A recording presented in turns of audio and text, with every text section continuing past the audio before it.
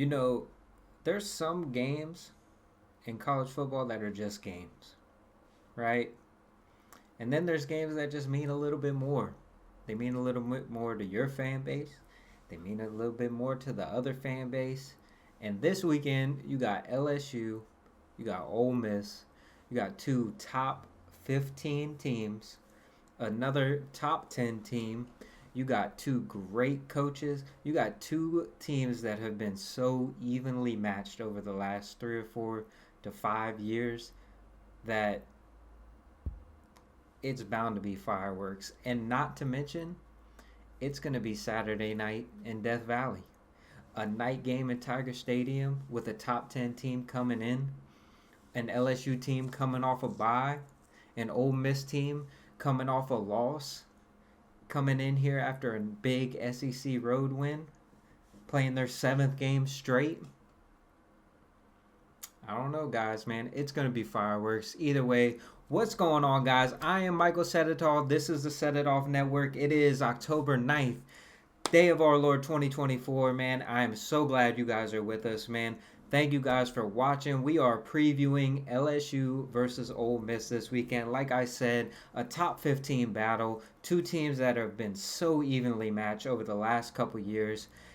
And a team in Ole Miss that got punched in the mouth, but punched right back and looked like that solid Ole Miss team that we all expected coming into the season. And you have LSU coming in off a bye, off of their best performance of the season against South Alabama. What do they look like but a team that's extremely healthy, extremely rested versus a team that's going into their seventh game in a row, second straight SEC road game, and third straight SEC game overall. So what does that look like? We're going to talk about it all and more here today. We're going to be previewing the game, picking the game. You guys know what it is. If you're not already, subscribe to the channel, man. All it does is help us out. And please follow us on all other social medias. We're on Twitter, TikTok, Instagram, all that stuff. You can find us at the Set It Off Network. So let's talk about Saturday, man. Let's talk about Ole Miss for a second and what this Ole Miss team is right now, right? We saw this team earlier in the season and maybe even preseason, right? Talking about this is probably the best Ole Miss team of our generation. And I'm not even exaggerating that. They might not get the wins and losses that some of the, but as far as talent, this is the most talented Ole Miss team that in my lifetime they have ever brought to Tiger Stadium. And that I don't even think is that close. Even that 2014 team with all those great players, I think as a whole, this team is even better. And I think where things have changed this year for Ole Miss is on the defensive side of the ball. This team has not given up more than 20 points this season, and that was to Kentucky. They lost that game 20-17. Other than that, they've given up 3 points, 13 points, 3 points, and 6 points. So we're talking about a team that's given up a total of what? 3 touchdowns in 6 games, 5 games so far.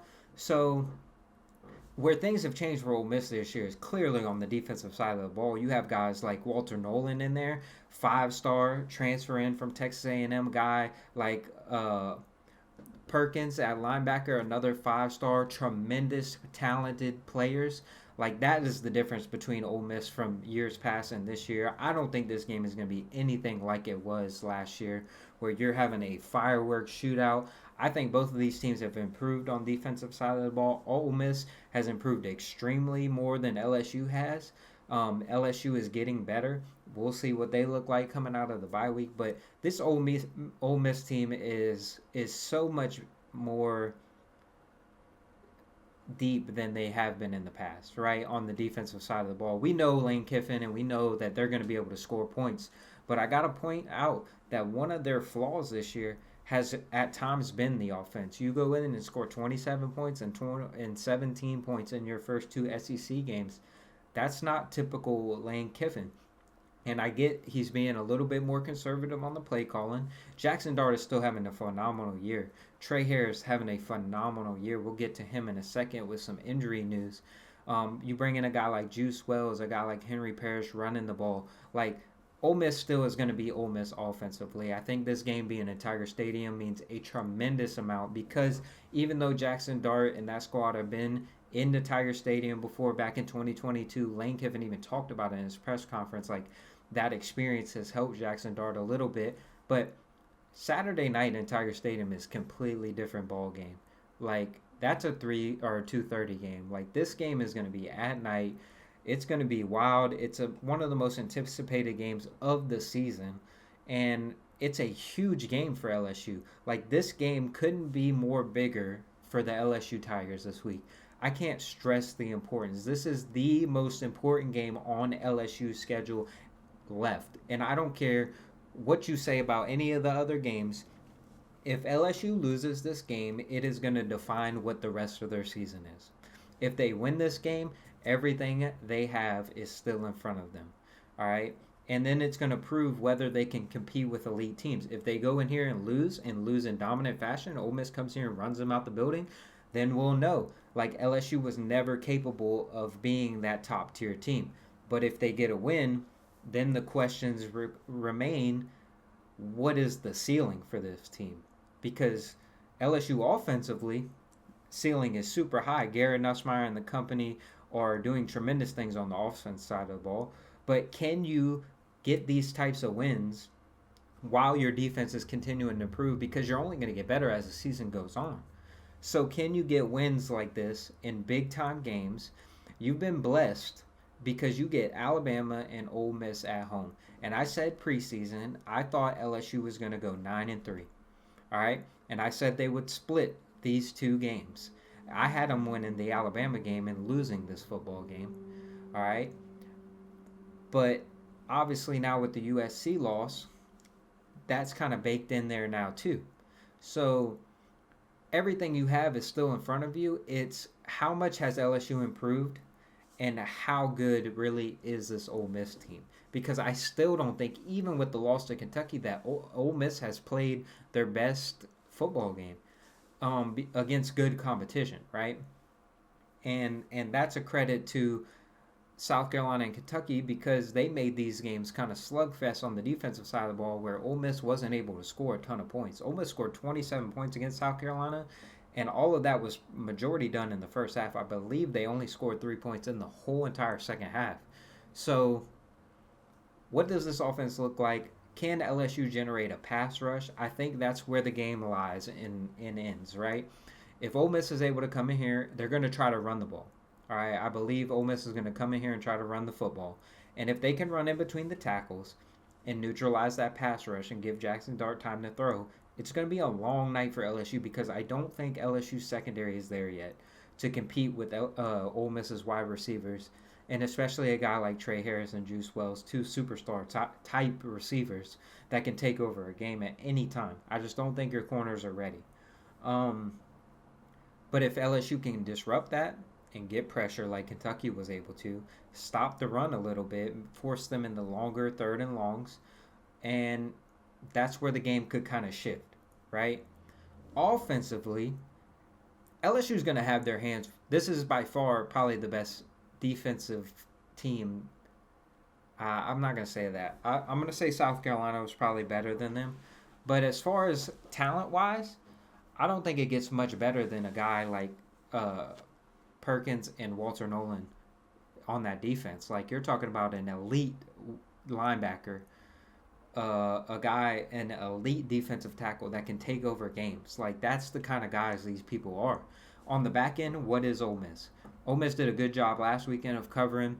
They haven't faced a team that's as good as LSU. And that's just honest. They faced Georgia Southern, Middle Tennessee, Wake Forest, South Carolina, Kentucky. None of those teams can throw the football. None of those teams like throwing forward passes. So Ole Miss has shown me they can stop the run and force bad teams into bad situations throwing the football. But what are they going to do when Nussmeier goes out there and throws the ball 40-plus times a game? That's what's the key here is Nussmeier versus that secondary. Like, how good is that secondary? Is that secondary very improved, or have they been matched by the games in the style of games they've been playing? All right. LSU's biggest flaw, obviously everybody knows, is the secondary, right? How are they going to match that? With the pass rush, like we've been talking about. If LSU's defensive line can get to Jackson Dart, and also if we have injury issues, Trey Harris got injured against South Carolina. That's Ole Miss's go-to everything wide receiver. They throw this kid the ball more than anybody in the country. Kid has the most receiving yards in the country. He averaged like 160 yards a game receiving, which is crazy.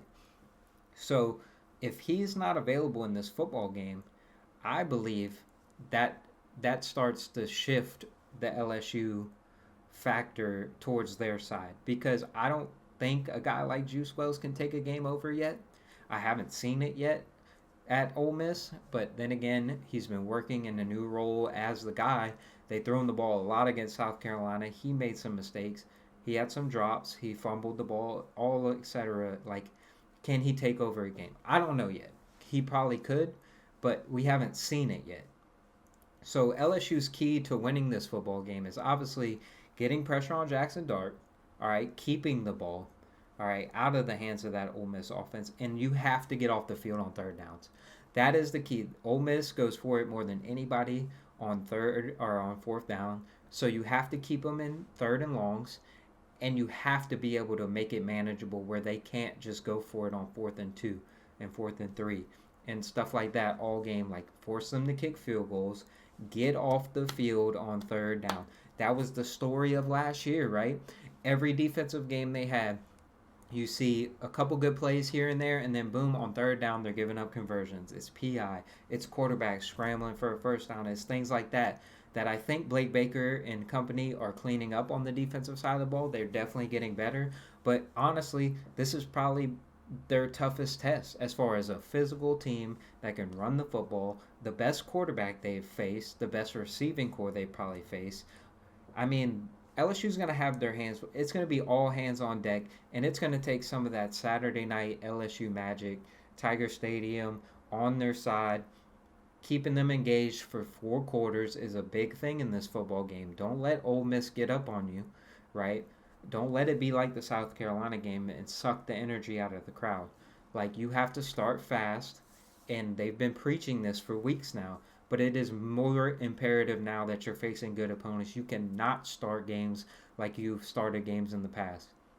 So LSU's keys to victory are starting fast, getting pressure on Jackson Dart, and somebody's going to have to step up and make a play on defense on third down. You're going to have to get that turnover. You're going to have to force that fumble, strip sack, whatever it is, you're going to have to do it. That's what wins these big games. It's usually 1 or 2 plays here and there. And that's the difference between winning and losing a football game. Like, look at the USC game. That the margins are so thin.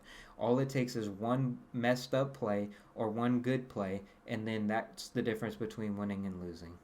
So, my prediction for the game, I think here and now, I really think that if Trey Harris, my whole pick revolves around Trey Harris. I think if Trey Harris plays and he is a full go, like not hobbling or just used as a decoy, I think Ole Miss comes in there and wins. If he is not 100%, I think that favors LSU tremendously, and I think LSU can get it done then. Either way, I see this game being a one-possession game. Here and there, field goal, missed field goal, something, late turnover, something in that range. I'm going to go final score 33-31, and I'm going to have whoever wins depending on whether Trey Harris plays. So I'm not going to say who wins just yet, but that's my prediction. It's either going to be LSU or Ole Miss. 33-31 is around the score. I don't know what the over-under was. I believe it was like 61.5, 62.5, something like that. So we could see a lower score game for sure, but that's what I'm going with. If you don't like it, you don't like it. But I appreciate you guys for watching. Thank you guys. Don't forget, man, subscribe to the channel. It's completely free. All it does is help us out. I'll be down there Saturday, man. If you guys see me, please say what's up. I think that's the coolest thing in the world. So you guys have a blessed rest of your week. Hopefully I see you guys on Saturday, man, and hopefully LSU gets it done and we get a win and we can come break it down here on Monday.